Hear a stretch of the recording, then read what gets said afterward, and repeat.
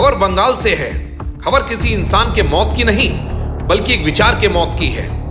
पश्चिम बंगाल में rule of law का अंतिम संस्कार कर दिया गया है और मॉब रूल यानी भीड़ तंत्र को रेड कॉर्पेट बिछाकर वीआईपी एंट्री दी गई है। वारे लोकतंत्र के स्वयंभू रक्षकों। फरक्का में वीडियो ऑफिस को तहस नहस कर दिया गया, फाइलों को फाड़ा गया, कुर्सी तोड़ी गई। पर रुकिए, इसे गुंडागर्दी कहने की भूल मत करना। सत्ताधारी दल के हिसाब से यह तो जन भावनाओं की अभिव्यक्ति है। मतलब अगर आप सरकार के खिलाफ खड़े हैं या निष्पक्ष काम कर रहे हैं तो भीड़ आएगी और आपका ऑफिस लोकतांत्रिक तरीके से मलबे में बदल देगी।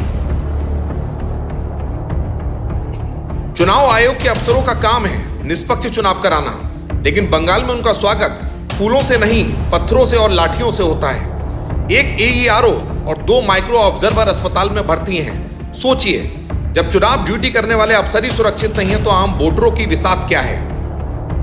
यह चुनाव ड्यूटी का मतलब है अपनी जान हथेली पर रखकर फील्ड में उतरना। सबसे खतरनाक बात क्या है जानते हैं? पार्टी अपने ही कार्यकर्ताओं को लोकतंत्र के मंदिर यानी इलेक्शन कमीशन के खिलाफ ही भड़का रही है। संदेश साफ है, अगर नियम पसंद ना आए तो नियम बनाने वाले को ही खत्म कर दो, रेफरी को ही मैदान से भगा दो। क्या यही है वो लोकतंत्र जिसका ढोल पूरी दुनिया में पीटा जा रहा है?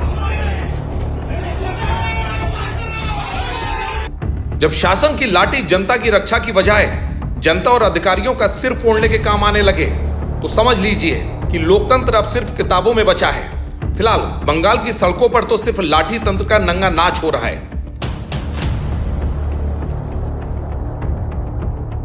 वैसे लोकतंत्र का मतलब होता है सिर गिनना, लेकिन यहां तो सिर फोड़े जा रहे हैं। जब रक्षक ही भक्षक हो जाएं और संवैधानिक संस्थाओं पर हमला गौरव की बात बन जाए तो समझ लीजिए कि लोकतंत्र का स्वर्ग अब लाठी तंत्र के नर्क में बनता जा रहा है। सवाल यह है कि क्या चुनाव आयोग सिर्फ कागजी कार्रवाई करेगा या वाकई बंगाल में कानून का राज वापस आएगा? ब्यूरो रिपोर्ट, अमर प्रभात।